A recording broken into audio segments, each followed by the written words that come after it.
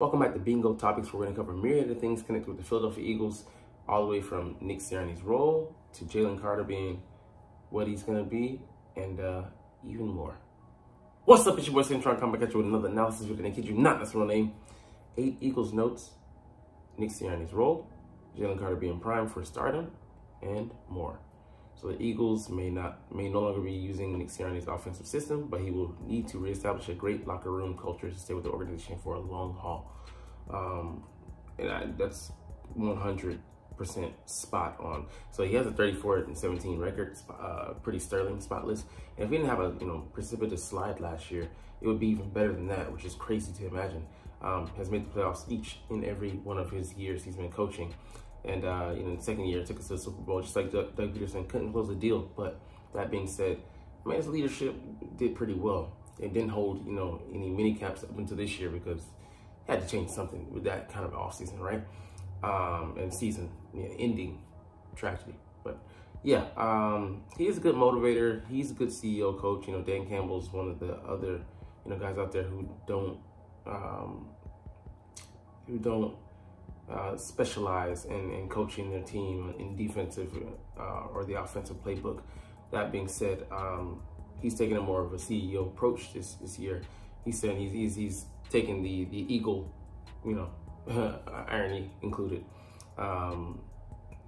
Eagle's eye point of view, being able to just touch on different areas of the team, talking to the DBs, helping them work on some things that he's been able to see, or giving this guy pointers on something that he never would have been able to see if he is only focusing on on one side of the ball.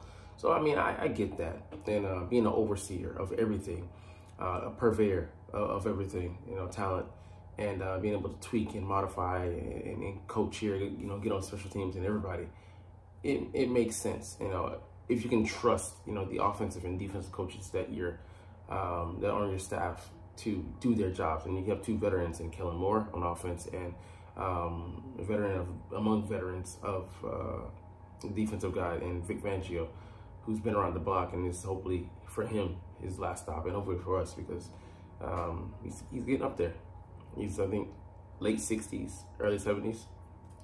Yeah, so I think him just letting them cook, letting them do their work should be fine. And him focusing on the finer details, I think that's perfect. But he really is under pressure. He's on the hot seat this year to get it done, because otherwise, what are we paying you for? What are you here for? What good really are you? We can bring in someone who has expertise and will use it on their side of the ball, and be more hands-on on whatever side of the ball they decide to focus on. But there's that.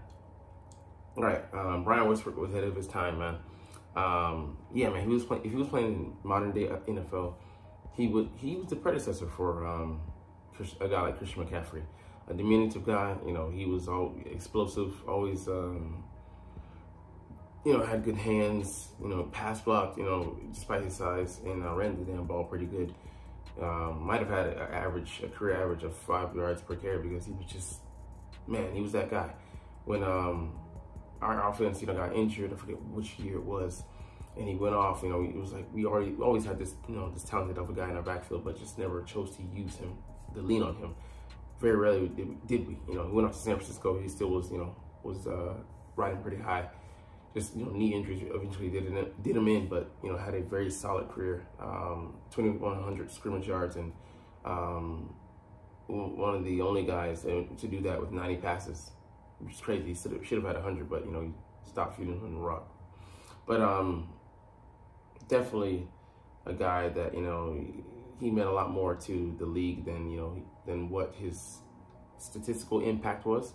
He'll never be a Hall of Famer, but, man, he's definitely a Ring of Honor guy for us, and what a talent, man. I'm glad to have watched that. He was one of the guys who made me fall in love with being an Eagles fan.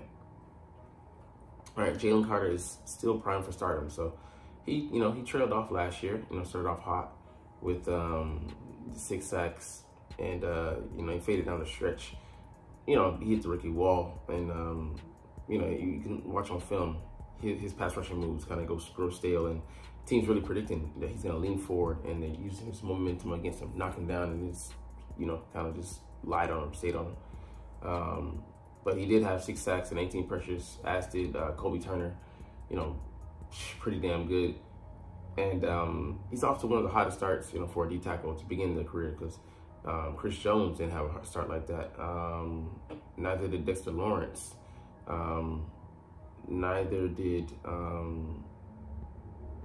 the guy in Tennessee. I mean, yeah, Aaron Donald is the last guy you can compare, you know, his year to. So with Fletcher Cox gone, he's going to play a bigger role, and Vic Fangio loves to not rotate his guys. So that's why he's, you know, so hard on Jordan Davis and him for, you know, on their, you know, about their conditioning. He wants to have them ready to play the majority of the lion's share of the snaps. So I think if we do that, he'll be pretty effective, and he's already a pretty damn good run stuffer. So he can take the next steps and use his heavy hands and use his leverage, perfect that spin move that he, you know, tried so often last year. It wasn't terrible, but, you know, just didn't hit home like he wanted to. So work on that arsenal and give him some more pass rush moves, and, you know, really build on that hump move that he has, a version of it, and learn to build moves off of moves, chain moves together. The sky's the limit for this young man. All right, the Dallas Cowboys Conference Championship drop. So this is sad, bro. I thought about doing a short for this, but they're getting it. That's what, even though they're my favorite team in the NBA, Dallas Mavericks. They're down 0-2 right now to the Celtics. But they're currently in the finals. Dallas Stars in the NHL in hockey went to the Western Conference Finals this spring. Texas Rangers won the World Series last fall. Everybody but the Dallas Cowboys is advancing to conference championship games. It's crazy, man. It's been so long since they've even been thought of as being competitive in the playoffs, in the postseason. They're kind of, you pencil them in for a loss, you know. And it's been 10,375 days since their last NFC Championship game appearance. Man, bro, like since the 90s, since I was a fucking child. That's wild. But hey, as an Eagles fan, I love it. All right, next up, Travis Fulgham catches touchdown in Canadian Football League. And remember when this guy was going crazy for us? 2 receptions, 57 yards on a TD, 10 from $152 on a TD. You knew he was just destined for stardom after that. 6 for 75, okay, starting to cool off with a TD. 5 for 73, pretty damn good numbers, and 6 for 78. And then he disappeared, dropped off the face of the earth. What in the fuck happened, man? How did you not develop this guy? Because it wasn't like he was just going up against, you know, chopped liver. Then he played the Ravens one of those weeks, and I'm like, was pretty damn decent. So a failure on the coaching staff for being able to reach his young man's talent. Almost made the Jalen Rager pick look salvageable, but he fell off harder than Rager. He's in the Canadian leagues now, but I mean, I until the day I die, I'll be like, this man should have been playing, should have been starting for us, but it happened. It was a short, brief. It was like Linsanity, but, you know, way briefer. And, you know, we witnessed it, and then, you know, the F-13 was gone. Will Shipley as the Eagles #2. I definitely ship that, no pun intended, but he has to overcome Gainwell. And Gainwell, why hasn't been a groundbreaker? He still has that playoff run, and like if he can recapture some of that, maybe he's inspired by Saquon coming here and taking the #1 job, resting away from him when he was kind of being pushed as that guy last year before getting injured, and then, you know, DeAndre Swift taking over as he should have because he's the more talented back. But that being said, he's got to fight out this young guy, Will Shipley, who's faster than him, ran a 4.39, 4.43 if you want to go by the, you know, the quote unquote official numbers from the pro day. But he can catch. He isn't as consistent. I think he's a better route runner and can play more spots. He can be in the slot. He can line up at different alignments across the formation and be the focal point of some plays that Kellen Moore is going to try to get our playmakers in space and use their abilities. But he's still a rookie. You know, he's an unknown. So we know what Gainwell's going to offer us. We don't know about him, so we'll have to see. But he'll have to fight for it. He'll have to fight for it because Gainwell, he was coming off of another good off season, and he's hungry. He's a guy that is aching to prove himself. That wasn't the right word, but hey, on that note, I'm gonna get up out of here. But hey, You're not even watching, though, but it's all good because I love making these videos and love talking about the freaking stinking Philadelphia Eagles, my team. Anyways, which this is officially, didn't get to say that yesterday, but hey, no, I didn't say it. But anyways, as always, it's fly, Eagles, fly, and let's motherfucking go. Like, comment, share,